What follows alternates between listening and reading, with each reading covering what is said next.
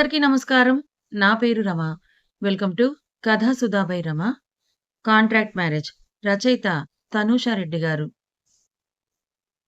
మరి స్టోరీలోకి వెళ్ళే ముందు కథ నచ్చితే వీడియోకి ఒక లైక్ చేయండి, హైప్ చేయండి. అలాగే స్టోరీ ఎలా అనిపించిందో తప్పకుండా కామెంట్ చేసి చెప్పండి. ఫ్రెష్ అయిన ఆర్య మాళవిక పాదాలను చూస్తాడు. ఇంట్లోనే ఉండే మాళవిక ఇప్పుడు షాపింగ్ అంటూ తిరగడం వల్ల అరికాళ్ళు ఎర్రగా కందిపోయి కనిపిస్తాయి. మసాజ్ ఆయిల్ ఎక్కడుందో వెతికి పట్టుకొని ఆమె పాదాల ముందు కూర్చున్న ఆర్య, మాళవిక పాదాలను ఒడిలోకి తీసుకొని చిన్నగా నొక్కుతుంటే, మాళవిక మొహంలో రిలీఫ్‌ని చూస్తాడు ఆర్య. కాసేపటికి హాయిగా నిద్రపోతున్న మాళవికను చూసి నవ్వుకొని హ్యాండ్ వాష్ చేసుకొని, ఆమె పక్కనే చోటు చేసుకొని పడుకున్న ఆర్య, ఎత్తుగా ఉన్న గర్భాన్ని నిమురుతూ మాళవికను దగ్గరకు లాక్కొని, నుదుటి మీద ముద్దిస్తాడు ఆర్య. ఇద్దరికీ మధ్యలో అడ్డుగా పొట్ట వస్తే, పొట్టను తగలకుండా వెనక్కి జరిగి ఆర్య కళ్ళు మూసుకుంటే, మాళవిక మాత్రం ఆర్య గుండెల మీద తలపెట్టుకొని దూరంగా వెళ్ళకండి ఆర్యగారు. నాకు నిద్ర రాదు అని అంటూ అతనికి దగ్గరగా పడుకుంటుంది ఆర్య. అయాజ్ బాబు అందరూ మీకోసం ఎదురు చూస్తున్నారని చెప్తారు భుజంగం గారు. వస్తున్నాను అంకుల్ అన్న అయాజ్ మొబైల్‌ని లాక్ చేసి స్క్రీన్ సేవర్‌గా ఉన్న జోయా ఫోటోను చూసి ప్లెజెంట్ స్మైల్‌తో బయటికి నడిచాడు. బయట కార్ రెడీగా ఉంటే భుజంగం గారు బోర్డ్ మెంబర్స్‌లో ఓ 7 మందికి మీకు ఎగనెస్ట్‌గా ఉన్నారు అయాజ్ బాబు అని చెప్తారు. ఎందుకున్నారు అంకుల్? కూల్‌గా అడుగుతూ కార్‌లో కూర్చుంటాడు అయాజ్. తెలియదు బాబు. తెలుసుకుందాం పదండని డ్రైవర్‌ని చూస్తాడు అయాజ్. అయాజ్ చూపులకు డ్రైవర్ కార్‌ను స్టార్ట్ చేసి ముందుకు దూకిస్తే లండన్ వీధుల్లో స్మూత్‌గా వెళ్తున్న కార్‌కు ఉన్న పెద్ద పెద్ద మాల్స్‌ను, స్టోర్స్‌ని చూస్తూ ఆఫ్టర్ మీటింగ్ షాపింగ్ చేయాలనుకుంటాడు అయాజ్. పడవలాంటి కారు ఒక పెద్ద హోటల్ ముందు ఆగితే కరెక్ట్‌గా అయాజ్ తలకు ఎక్కడో 500 మీటర్ల దూరంలో ఉండి చేతిలోకి స్నిప్పర్ రైఫిల్‌తో గురిపెట్టిన ఒకతను సైడ్ స్మైల్ ఇస్తాడు తానున్న టాప్ ఫ్లోర్ నుండి. "ఒక్క నిమిషం చాలు నీ ప్రాణం తీయడానికని" అతను కసిగా అయాజ్‌ని ఆ బిల్డింగ్ టాప్ ఫ్లోర్ నుంచి టార్గెట్ చేసి చూస్తుంటే బ్లేజర్‌ను సరిచేసుకుంటూ చుట్టూ చూస్తాడు అయాజ్. "ఏమైంది అయాజ్ బాబు?" నథింగ్ అని లోపలికి రాయల్‌గా వాక్ చేసుకుంటూ నడుస్తాడు అయాజ్. విశాలంగా ఉన్న హాల్, సెంట్రల్ టేబుల్ చుట్టూ చైర్స్‌లో కూర్చొని ఉన్నారు. బోర్డ్ మెంబర్స్ అండ్ డైరెక్టర్స్ వరకు సూట్స్‌లో కూర్చొని ఉన్నారు. అందులో కూర్చున్న ఓ 10 మందికి అరచేతులు వణుకుతుంటే పట్టిన చెమటల్ని తుడుచుకుంటూ ఒకరినొకరు చూసుకుంటున్నారు. డోర్ ఓపెన్ అయింది. అయాజ్ అడుగులు లోపలికి పడగానే అందరూ అటెన్షన్ పొజిషన్‌లోకొస్తే అందరిని చూస్తూ గుడ్ మార్నింగ్ జెంటిల్‌మెన్ అని ఫార్మల్‌గా విష్ చేసి సెంట్రల్ చైర్‌ను రౌండ్‌గా తిప్పి కూర్చుంటాడు అయాజ్.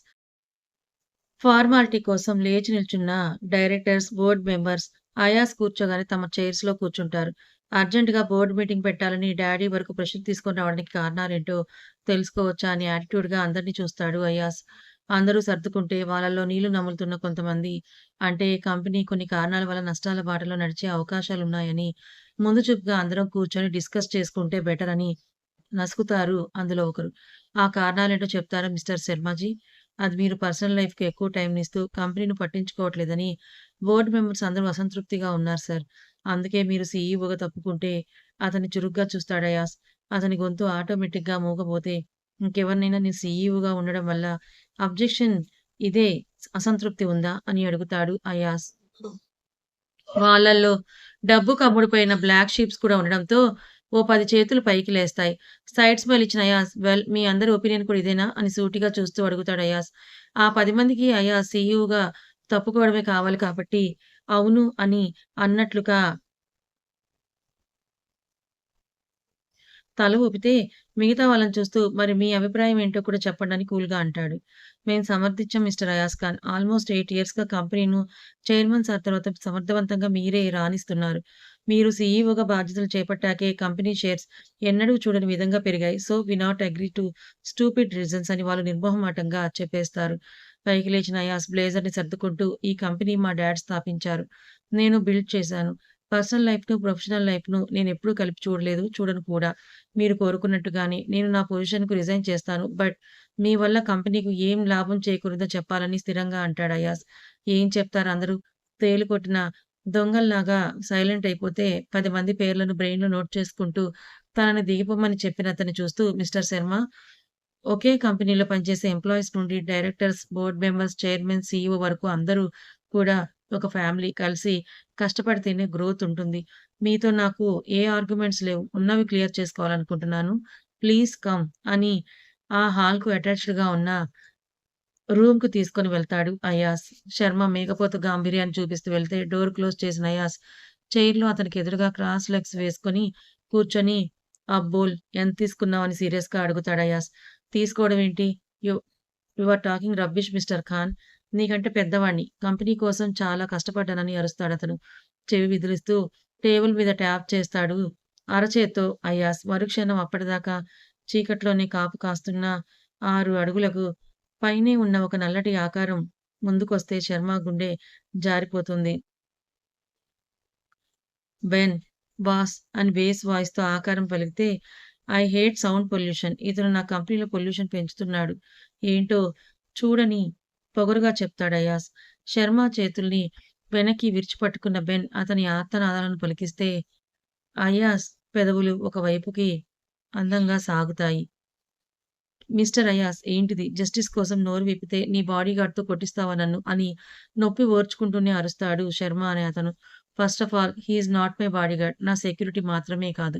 నీలాంటి గుంట నక్కలను కూడా అబ్జర్వ్ చేస్తుంటాడు mister Sharma. And last thing నువ్వు డబ్బుకు అమ్ముడుపోయి నా మీదే ఫేక్ ఎలిగేషన్స్ చేస్తున్నావు. నేను తలుచుకుంటే నిన్ను పాతాళానికి తొక్కగలను అర సెకన్‌లో. బట్ నేనంత క్రూయల్ కాదు. కాబట్టి లాస్ట్ ఛాన్స్ ఇస్తున్నాను. దెబ్బ పడ్డాకైనా బుద్ధి మారితే బావుంటుంది. నువ్వెవరి దగ్గరైతే డబ్బు తీసుకున్నావో వాడికే చెప్పు. అయాజ్ ఖాన్‌కు ఎదురెళ్ళడం అంటే చావుకి హాయ్ చెప్పడమే అని సైడ్ స్మైల్ ఇచ్చి లీవ్ హిమ్ బెన్. ఒక్కడికే ఇంత టైం తీసుకుంటే ఎలా లిస్ట్‌లో ఇంకా చాలా మందే ఉన్నారని కూల్‌గా వాటర్ తాగుతూ కూల్‌గా అంటాడు అయాజ్. సారీ బాస్ అని ఆ బెన్ శర్మ గారిని వదిలేసి అయాజ్ వెనక్కొచ్చి చేతుల్ని వెనక్కి మడిచి స్టిఫ్‌గా నిలబడతాడు అతను. నేను చెప్పింది అర్థమైందనుకుంటాను. గ్లాస్‌ను టేబుల్ మీద రౌండ్‌గా తిప్పుతూ అడుగుతాడు అయాజ్.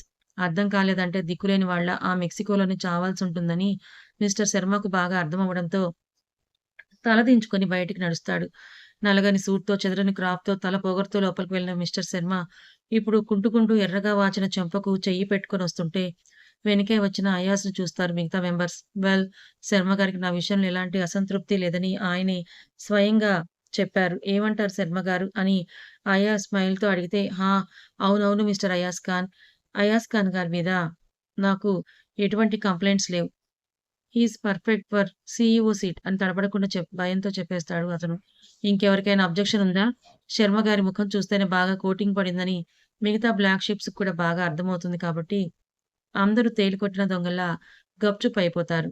గుడ్. అయ్యా స్క్రీన్ వైపుకి చూపును మళ్లించాడు. షేర్స్ గ్రోత్ గ్రాఫ్స్ కనిపిస్తుంటే అసలు పాయింట్‌కొస్తూ కంపెనీ షేర్స్ వాల్యూస్ బాగా పెరిగాయి. కంపెనీలో మిస్టేక్స్ ఎక్కువయ్యాయి. దీనివల్ల కంపెనీ ప్లేస్ కిందకు పడిపోయే ఛాన్స్ ఉంది. ఎందుకో తెలుసుకోవచ్చా? అని అందరికీ చూస్తాడు అయాస్. ఒక్కొక్కరు ఒక్కో కారణం చెప్తే విసుగ్గా ఫీలయిన అయాస్ ఇక నుండి కంపెనీకి విధేయులుగా ఉండేవాళ్ళు మాత్రమే నా కళ్ళ ముందుంటారు. వెనక గోతులు తీసేవాళ్ళు ఆ గోతిలోకి పోతారని వార్నింగ్ ఇచ్చి పైకి లేచిన అయాస్ నాకు time more important than money. So, మీ బెస్ట్ ఇస్తారని కోరుకుంటున్నాను. Nice to meet you all అని చెప్పి తన మొబైల్‌ని తీసుకొని బయటికి నడిస్తే అందరూ హమ్మయ్య! అని బిగబట్టిన ఊపిరికి రిలాక్స్ మోడ్‌లోకి వెళ్లి తన ముందున్న వాటర్ బాటిల్స్‌ను తీసుకుంటారు చేతుల్లోకి.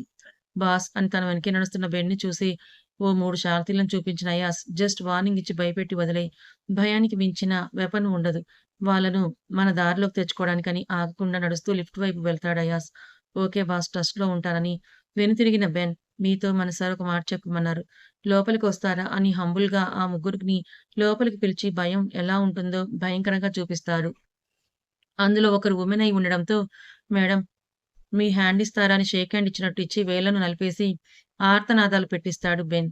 అయాజ్‌లో కొత్త కోణం చూస్తున్న భుజంగం గారు ఇంకా ఆ షాక్ నుంచి కోలుకోలేక అదే ఆశ్చర్యంతో చూస్తుంటే, "ఎందుకలా కొత్తగా చూస్తున్నారు అంకుల్" అని అడుగుతాడు అయాజ్ లిఫ్ట్ నుంచి బయటకు నడుస్తూ. "ఇంత వయలెన్స్ అవసరమా అయాజ్ బాబు? అమ్మ, అయ్య అని గడ్డం పట్టుకొని బ్రతిమాలితే మాట వినరు అంకుల్. ఓ చెంపదెబ్బ, ఓ వార్నింగ్ ఉండాలని" నవ్వుతూ అంటాడు అయాజ్. "మారిపోయారు అయాజ్ బాబు. మీరు పూర్తిగా" అని కార్ డోర్‌ని ఓపెన్ చేస్తారు భుజంగం గారు. "తప్పలేదు అంకుల్. కంపెనీ బాధ్యతలు నన్నిలా మార్చేశాయి. మీరు పెద్దవారు. నా కోసం డోర్ తీయాల్సిన అవసరం మీకు లేదు. కూర్చోండని" అయాస్ కార్‌లో కూర్చుంటే భుజంగం అయాస్ పక్కనే కూర్చుంటాడు. రైఫిల్‌ను కోపంగా నలుపుతున్న ఒకతను "నిన్ను వదలను అయాజ్ ఖాన్" అని కసిగా పళ్ళు నూరుతాడు. కార్ ముందుకు వెళ్లడం, ఆయిషీ నుండి ఫోటో రావడం ఒకేసారి జరిగితే ఓపెన్ చేసి చూసిన అయాస్ కనుబొమ్మలు ముడిపడతాయి అతనికి. ఫ్రెండ్స్ పవర్ పోయింది. మళ్ళీ మీరు స్టోరీ పెట్టలేదు అని అంటారని పవర్ పోయినా కూడా వీడియో చేయాల్సొస్తుంది. కొంచెం అడ్జస్ట్ చేసుకోండి. కాల్ బ్యాక్ చేసిన అయాస్, ఆయిషి లిఫ్ట్ చేయకుండా ఉంటే కణతల్ని రుద్దుకుంటూ 'ఆయిషీ పికప్ ది కాల్' అని మెసేజ్‌ని సెండ్ చేస్తాడు అయాస్. అయాస్ నుంచి వచ్చిన మెసేజ్‌ని చూసి లిఫ్ట్ చేసిన ఆయిషీ "చెప్పండి పతిగారు" అని దీర్ఘం తీస్తుంది. What does that mean? మొగుడు గారని అర్థం. అసహనంగా మొహాన్ని తిప్పేస్తూ వాట్ ద హెల్ ఆయిషీ? ఆ బ్యాగ్ ఏంటని విసుగ్గా అడుగుతాడు అయాస్. పుట్టింటికి వెళ్ళడానికి సర్దుకున్న బ్యాగ్ అయాస్ గారు ఇప్పుడు ఏమంత కష్టమొచ్చిందని పుట్టింటికి వెళ్ళడానికి రెడీ అయిపోయావే? అని కోపాన్ని అణచుకుంటూ అడుగుతాడు అయాస్. నా మొగుడు నన్ను పట్టించుకోవడం లేదు. ఏ అల్లా! అని చిన్నగా నిట్టూర్పు విడిచిన అయాస్ కేరళ నుండి వచ్చి 1 వీక్ కూడా కాలేదు. ఆయిషీ అని కోపం పట్టలేక అడుగుతాడు. అయాస్ కోపానికి నవ్వుకున్న ఆయిషీ అక్కడ కూడా ఆఫీస్ వర్క్ అంటూ నన్ను నెగ్లెక్ట్ చేశారు కదా మీరు. ఆ రోజు కొంచెం ఉంటే నేను నా బిడ్డ చచ్ అని అనబోతుంటే ఆయిషీ అని అంటూ గంభీరంగా వినిపించిన అయాస్ గొంతుకు ఆయిషీ వెన్ను జలదరిస్తే మాటను గొంతు దాటి బయటకు రాకముందే మింగేస్తుంది. What are you talking ఆయిషీ?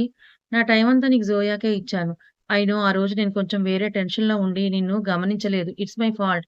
అతనెవరో నిన్ను సేవ్ చేసి, నా ప్రాణాన్ని కూడా సేవ్ చేశాడు. నేనొచ్చే వరకు నువ్వు బెడ్‌రూమ్ నుంచి బయటికి రావడానికి కూడా పర్మిషన్ ఇవ్వట్లేదు.